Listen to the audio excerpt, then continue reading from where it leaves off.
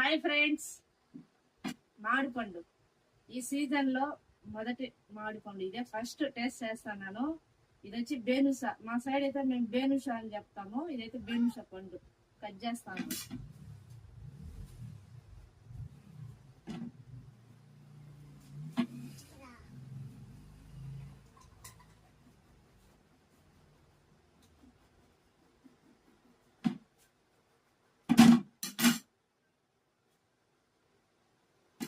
Smell excellent గా వస్తుంది.